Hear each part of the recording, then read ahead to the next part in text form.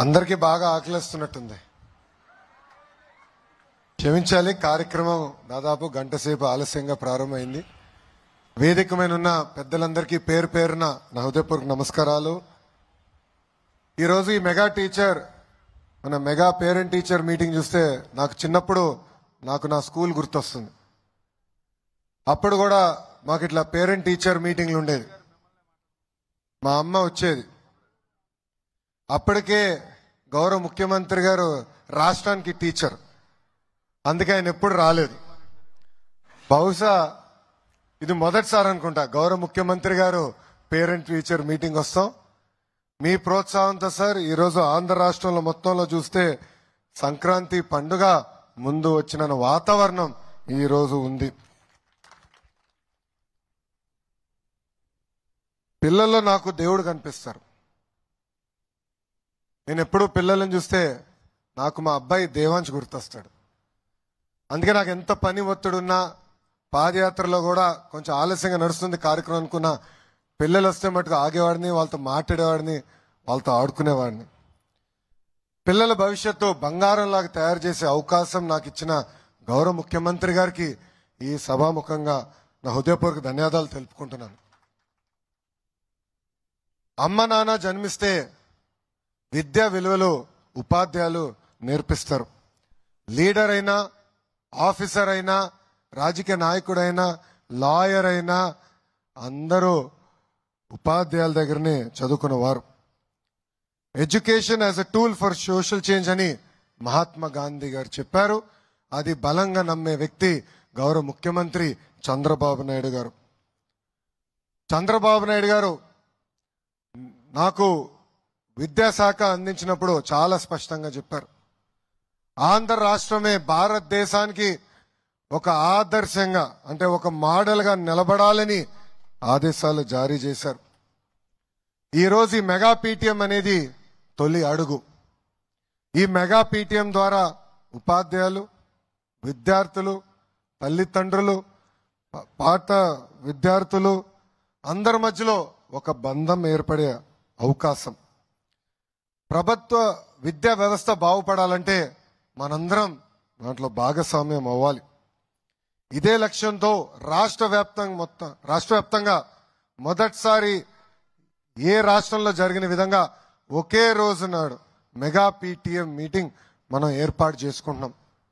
దీంట్లో దాదాపు 45,000 పాఠశాలలు, 35 లక్షల మంది విద్యార్థులు, సుమారుగా 70 లక్షల మంది తల్లిదండ్రులు, 1,88,000 ఉపాధ్యాయులు, 50,000 మంది ప్రజాప్రతినిధులు ఈ కార్యక్రమంలో పాల్గొంటున్నారు. ఈ సమావేశంలో పిల్లలు ఎలా చదువుతున్నారు, పిల్లలు ఎక్కడ వెనుకబడి ఉన్నారు, వాళ్ళని ఎలా ప్రోత్సహించాలి, వాళ్ళని ఎలా ముందలు తీసుకెళ్ళడానికి ఈరోజు ఉపాధ్యాయులు తల్లిదండ్రులతో మాడటం స్వయంగా నేను చూసా. మీరు ఇక్కడ కానీ ఒక్కసారి చూస్తే స్కూల్కి కూడా ఒక రిపోర్ట్ కార్డు తయారు చేశాం. గౌరవ ముఖ్యమంత్రి గారు ప్రతి స్కూల్కి 5 స్టార్ రేటింగ్లో ఎక్కడుందో మీరు చెప్పాలని చెప్పారు. మౌలిక సదుపాయాలతో పాటు పిల్లలు ఎలా చదువుతున్నారు, ఉపాధ్యాయుల అటెండెన్స్ ఏంటి, పిల్లల అటెండెన్స్ ఏంటి, వాళ్ళ మార్కులు ఏంటి, మొత్తం జతపరిచి ఈ స్టార్ రేటింగ్ చేయమని చెప్పారు. విద్యార్థులు కూడా మొదటిసారి మనం రిపోర్ట్ కార్డు ఇచ్చాం. మీ చేతుల్లో రిపోర్ట్ కార్డు ఉంటే ఎత్తి పైకి చూపించమని అందరినీ కోరుతున్నాం. అందరు చూపించండి ఒకసారి. దాంట్లో మీకు 2 ఉన్నాయి. ఒకటి రిపోర్ట్ కార్డ్, ఇంకొకటి హెల్త్ కార్డ్. ఆ హెల్త్ కార్డులో మన పిల్లల ఆరోగ్యం ఎలా ఉంది, ఏమైనా ఇబ్బందులు ఉన్నాయా, ఏమైనా సరిదిద్దుకోవాలని కూడా ఈరోజు హెల్త్ క్యాంప్ ఏర్పాటు చేసి ప్రతి పాఠశాలలో ఇది నిర్వహిస్తున్నాం. గతంలో మనందరం చూసాం చంద్రబాబు నాయుడు గారు విద్య పైన చాలా ఫోకస్ పెట్టారు. ఆనాడే స్మార్ట్ క్లాస్ రూమ్స్ తీసుకొచ్చి టెక్నాలజీతో జోడించి చేస్తాం జరిగింది. విద్యా వ్యవస్థని గత 5 సంవత్సరాలు దారి తప్పిన విద్యా వ్యవస్థని గాడిలో పెట్టాలన్న బాధ్యత నాకు గౌరవ ముఖ్యమంత్రి గారు ఇచ్చారు.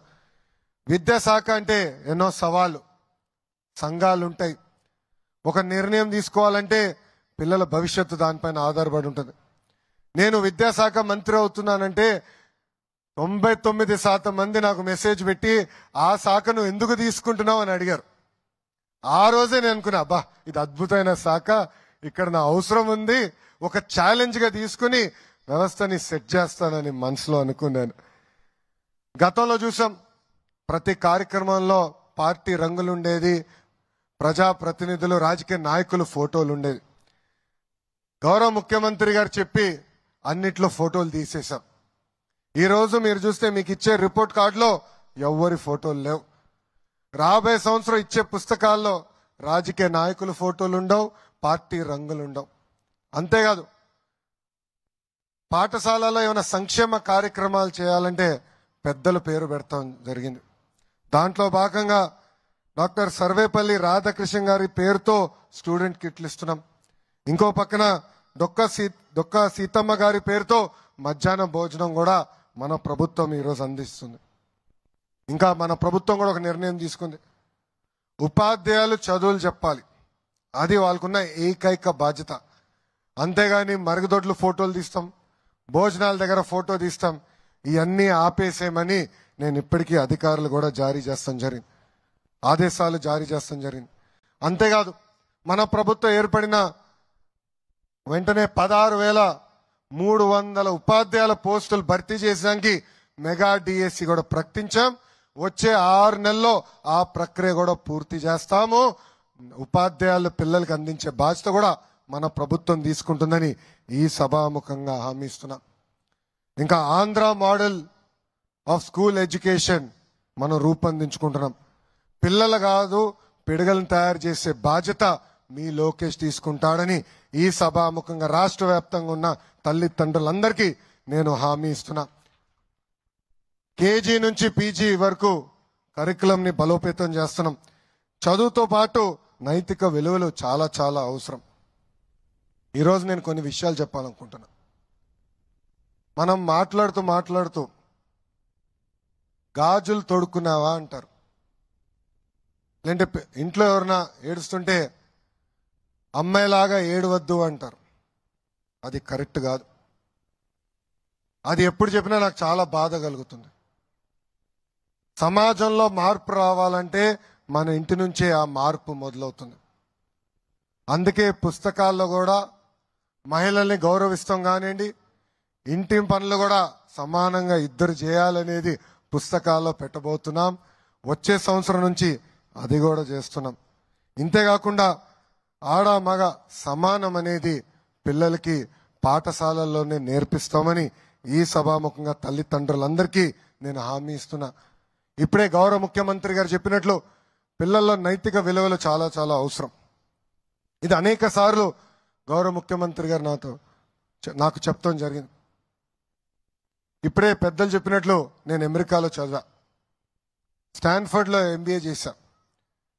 చాలా మంది అడిగారు, స్టాన్ఫర్డ్లో మీరు ఎంబీఏ చేశారు, మీరు ఏం నేర్చుకున్నారని. వాళ్ళకి ఒకటే చెప్పా, పుస్తకాలన్నీ చదివాం, కేస్ స్టడీస్ చేసాం, అన్నీ నేర్చుకున్నా. అది కాకుండా నాలో మార్పు తీసుకొచ్చిన ఒక ఘటన ఉంది. మొదటిసారి నేను ఎక్కడ పరీక్షలు రాయాల్సిన సమయంకి వెళ్తే ఉపాధ్యాయులు వచ్చి పేపర్లని టేబుల్ మీద పెట్టారు. క్వశ్చన్ పేపర్ టేబుల్ పైన పెట్టి మమ్మల్ని అందరినీ పక్క అంటే ఒకే కుర్చీ కాదు, ఒక కుర్చీలో కూర్చొని పక్క కుర్చీ ఖాళీ పెట్టి ఇంకొక కుర్చీలో కూర్చోండి అని చెప్పారు. కూర్చున్న తర్వాత ఆయన అందరికీ పేపర్లు ఇచ్చి ఇంకా మీరు ఎగ్జామ్ రాయండి అని చెప్పి ఆయన వెళ్ళిపోయారు. క్లాస్ నుంచి వెళ్ళిపోయారు. స్టాన్ఫర్డ్లో ఆనర్ కోడ్ అని ఉంది. నేను కాపీ చేయను, పక్కోడు కాపీ చేస్తే రిపోర్ట్ చేస్తానని. సుమారుగా ఒక 30 ఎగ్జామ్లు రాసి ఉంటా, 30 పరీక్షలు. ఎక్కడ ఒక్క టీచర్ కానీ ఇన్విజిలేటర్ లేరు. అందుకే అంటున్నా, సమాజంలో నైతిక విలువలు చాలా చాలా అవసరం. ప్రత్యేకంగా పిల్లల నుంచే ప్రారంభం అవ్వాలి. దీనికోసం గౌరవ ముఖ్యమంత్రి గారు సలహాదారులుగా చాగంటి కోటేశ్వరరావు గారిని నియమించారు. వారి డైరెక్షన్లో ప్రత్యేక పాఠాలు కూడా త్వరలో రూపొందిస్తున్నాం.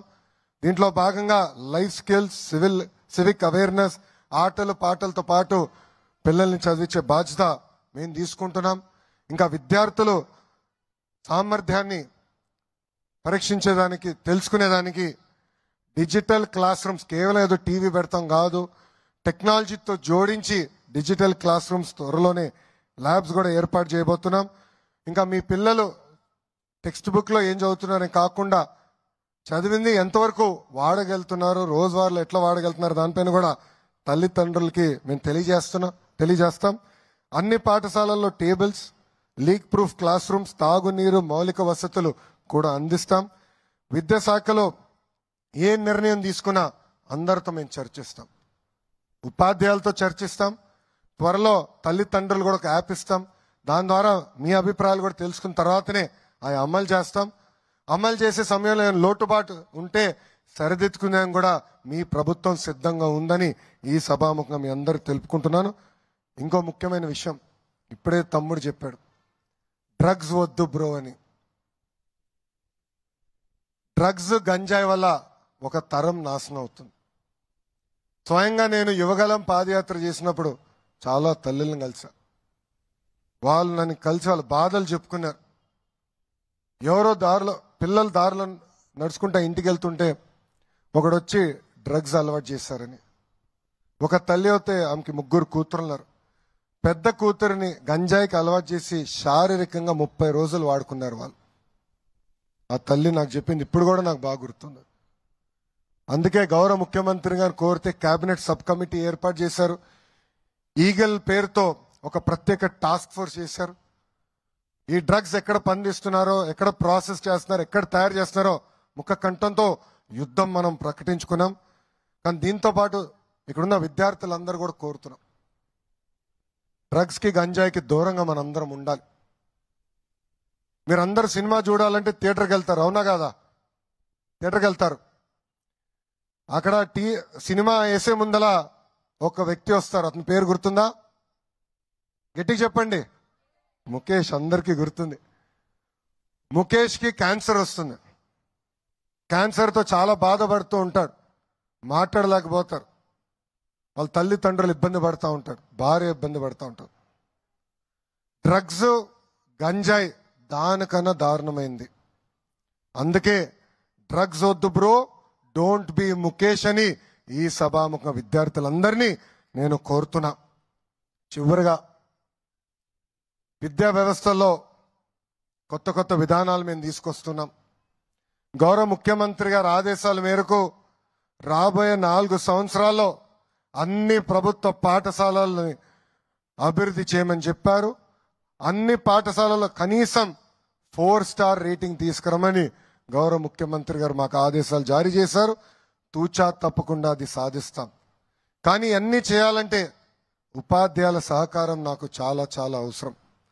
తల్లిదండ్రుల సహకారం నాకు చాలా చాలా అవసరం.